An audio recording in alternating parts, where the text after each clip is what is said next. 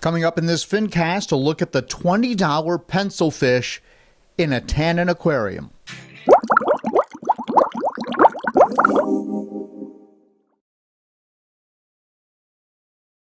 Oh, I see better color, I see more activity, my fish breed. I have a full-line pet store. I have fish tanks where I have apistogrammas breeding. I have fry. I have lots of fun stuff going on. It's all because of that. That's part of it. I carry the big size in my store because my customers love this stuff. Hi everybody, John here with another Fincast. Appreciate you stopping by. Today we'll continue to look at this Tannin Aquarium I've been working on, and I want to show you something that's been called the $20 pencilfish. It's actually the red pencilfish or the ruby red pencilfish, and we'll talk about it in a little bit more detail here in just a little bit. But you got to think that this is a pretty impressive fish because basically people would use this instead of a tetra. You can typically buy most of your tetras at the local fish store for what, $3 or less. An expensive tetra, maybe a little bit more than that. And yet here's a fish that's about the same size as a tetra, swims in the same part of the aquarium, and yet these can cost, in fact, I checked online, $20 for just one. And I've added 6 to this aquarium along with another species of pencilfish. And again, we'll get to those in just a little bit. But I want to give you some background on the Tannin tank right now. So I just checked, and it has now been 3.5 months since I set this up. I ordered a bunch of what they call botanicals from Tannin Aquatics, and the whole idea is you throw these leaves and these pods and whatnot in the aquarium, and it makes it look like the bottom of the Amazon River. In this particular case, I'm trying to get kind of close to the Rio Negro River, which is a tributary to the Amazon. But at any rate, and then, of course, we've got the driftwood and all the other things, and it's not heavily planted because that's not what is really natural there, but there are some plants, so I've sort of put some plants in there, but I haven't managed this tank for lush growth of plants, and when you look, you can kind of see that I have live plants, but they're not doing great. But that's pretty much what the river bottom looks like there, and if you go back and look through the playlist, you'll see that all of this started with some video that I did of a snorkeling trip that a friend of mine took, where he was showing me showing all of us the river bottom in the Rio Negro River, and he works with Amazonas Magazine, Mike Tuscinardi, and I've mentioned him pretty much in every Fincast lately. So anyway, take a look at the playlist, and you can see how we got to where we are right now. But I thought it was interesting after 3.5 months that I would give you an update. The leaves that I put in and the banana stems have pretty much all decomposed or are essentially just shells of what they were. These would have been catappa leaves and then something called banana stems, which were in the packet that I received from Tannin Aquatics. So they, I think, are ready to be replaced. This tank is right now being filtered by a Seachem Tidal 75. I did a review on that. I also have a canister filter hooked up to this aquarium, but it's not running. It's a fluval. And I probably, now that I've added some more fish that we'll talk about in just a moment, am going to go ahead and start the additional filtration in this aquarium because I'm a little bit worried about the bioload. Having said that, you would think that with all this stuff decomposing in the tank that the glass would be getting dirty and that I'd be having problems with algae, and that hasn't been the case at all. I have wiped the glass exactly twice in the 3.5 months since I set this aquarium up. In fact, before I shot the video today, I didn't clean the glass. So there's been a little bit of accumulation of crud on the glass, nothing that looks like algae like I get in my planted tanks.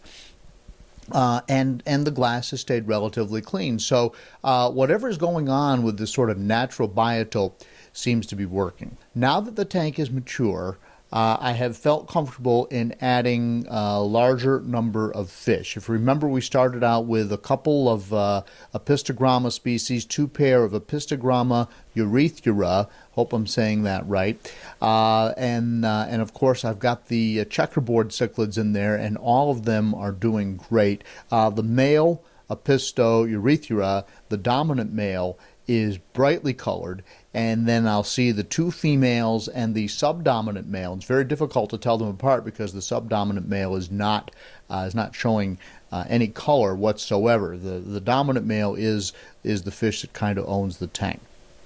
Now, I've also added 3 pygmy driftwood catfish, a whiptail loricara catfish, a farlowella, actually 2 farlowella cats, and then another pair that I just added of Opal Apistogramma borellii, and these fish are very shy and stay hidden all the time. I was kind of hoping that maybe they were staying so hidden down in all the detritus that that maybe they were doing their business and I might see some fry emerge, but I haven't.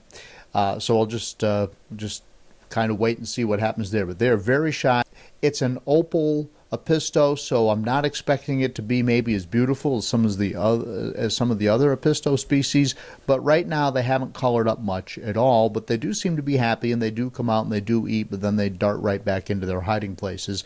And then I've added 2 German blue rams, and they're absolutely beautiful. I have a male and a female. The female has the nice cherry colored abdomen, and they are doing very well. No indication of any breeding or anything like that, but they're just a nice addition to the tank.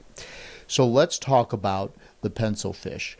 I ordered from my wholesaler 6 of what is known as the marginatus pencilfish, the dwarf pencilfish, and then also 6 of the red pencilfish, which is an absolutely beautiful fish.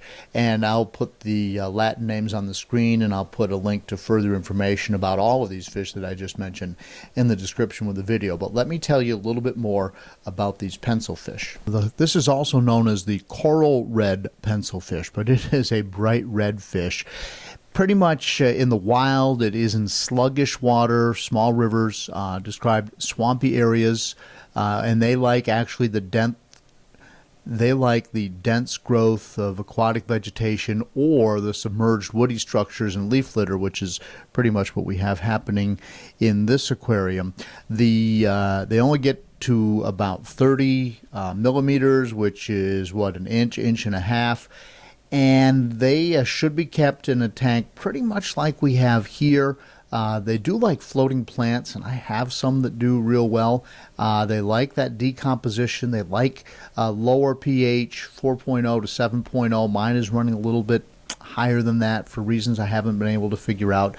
And they'll feed on small invertebrates and other zooplankton, but they have been coming very well to the pelleted food that I've had in this tank. They get along fantastically as a community fish with everything else, although I will tell you that the males are brighter than the females, and they do have a white marking at the anterior dorsal fin base from a young age. So if they've got the dorsal fin is the one on top, and you should see a white marking at the base of the male. And what I have found is that I have a dominant male in this group, and then I have some subdominant males, and there is one brightly colored fish and then some others that are not, but I do have a mix of males and females.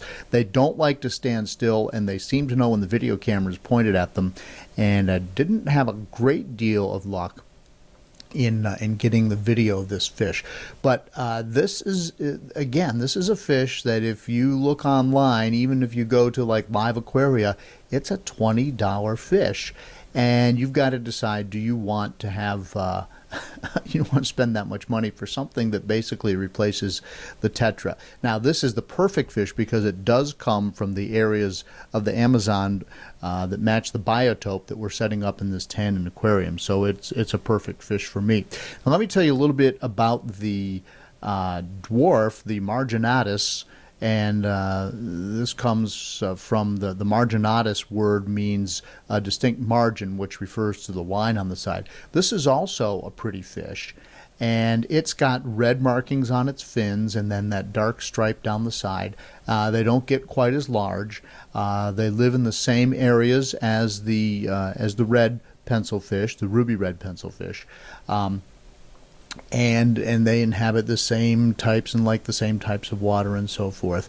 Again, and all of these pencilfish are described as shoaling fish as opposed to schooling fish. So it's not like they swim around. Schooling fish swims around the aquarium altogether. The shoaling fish kind of inhabits the same part of the tank altogether, but you don't see them swimming in a typical school. And what I've noticed in my aquarium that I don't love is, especially for the expensive redfish, is that they do spend a lot of time hanging out near the water surface. And I really expected to find fish that would be more of a mid-water swimmer. Now, it might be something to do with the way that my tank is set up, but they are spending a lot of time swimming up near the surface, and so you have to sit down and look at the aquarium below eye level so you can sort of look up towards the water surface to see these fish. And for what it costs, I'm not sure that I love that fact. Now, I will tell you that, and you're seeing some of the footage here, when I put the food in the water, and I'm using the community Pygmy from Extreme pellets, which is a sinking pellet, and then the cat scrapers, which is also a extreme product, the fish do come down and they will feed on the bottom. Not as readily as the tetras, but they're still kind of getting used to the aquarium. They've been in the tank for about 2 weeks now, and I actually did a live video when we released these into the aquarium. I got dinged online, as I should have, for not putting these fish in a quarantine tank.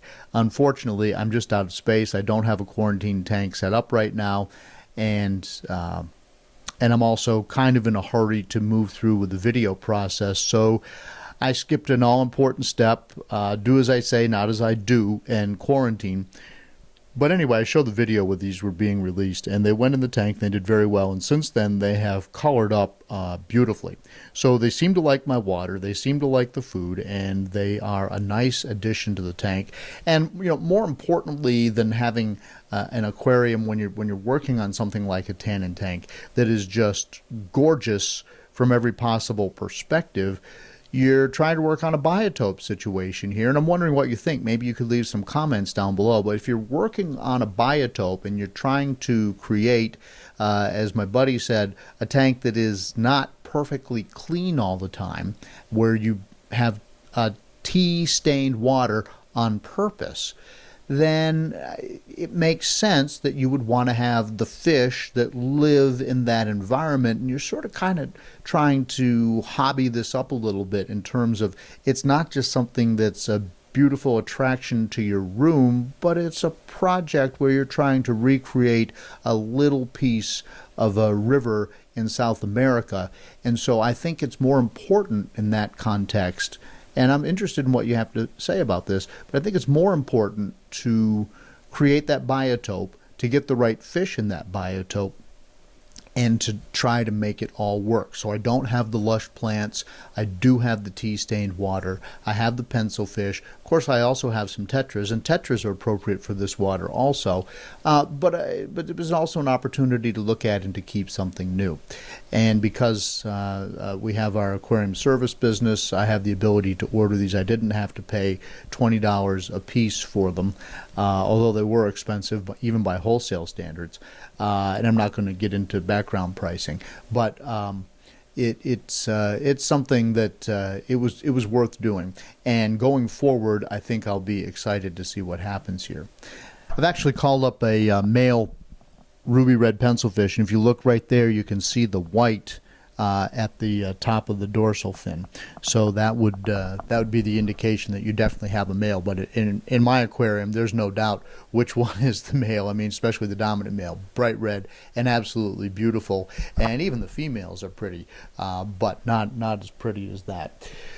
So there's a look at the pencilfish. At some point, I probably will go into a little bit more background on the some of the other catfish species that I've added to this aquarium. The whiptail cat's doing very well. The Pygmy driftwood cats are interesting. I can get them to come out occasionally by feeding these extreme cat scrapers, and they will come out sometimes during the daylight hours. Since I put the 3 of them in there, I have only seen all 3 out from the cover one time, but I do know that they're in there, and I do know that they're eating, but they're famous for being nocturnal, and I've been trying to kind of coax them out during the daylight. I've got some very brief video clips, but as soon as they see me or the camera, they dart back into hiding. But they seem to be doing okay when I can see them. So we'll talk about that stuff later on. But for now, I just want to say today we're talking primarily about these pencilfish, and what an interesting addition that is to the aquarium. A couple of housekeeping things. We have now done 2 live videos. I've sort of done those when my schedule permits. Haven't really been strategic about when it might be convenient for you. Of course, we have viewers all over the world, so that's going to change. And I have not thought about like when YouTube viewing levels are the highest. I've kind of done it when I've been able to, and I've been experimenting a little bit. In fact, I even dropped the camera, which is a phone, and during one of these. So I'm still kind of working on through that. But I hope you'll check those out. I'd be curious if you have a particular time of day, and I'm in the Eastern time zone, Eastern Standard Time, actually daylight savings time. So, when would you like to see these live videos? What would you like the topics to be, and what could we talk about there? And please do check out the playlist on this Tannin Aquarium. We've gone back 3.5 months. There's all the way back to, if you want to look at the scuba diving or the snorkeling in the Rio Negro River in South America, you can look at that. And then you'll see me putting this tank together, boiling the botanicals to prepare them to put them in the aquarium, watching as the tea stain in the water went from being very dark to not so dark. I've used some products from Seachem and also from ChemiPure to see if I can take the tannins out of the water, and the answer is you can. But then if you take the tannic acid out of the water, then, what are you accomplishing? So you make it more pleasing to the eye, but maybe not as pleasing to the fish. So I've been playing with that a little bit, but all of that is in the playlist, so I hope you'll check it out. Okay. Meanwhile, we're trying to do 1 Fincast a week. I appreciate you watching. Please subscribe to the channel if you haven't already. Leave your comments or questions below. I read every single comment, and when you have a question, if I can answer it, I will. Thanks for watching, and I'll see you in the next Fincast.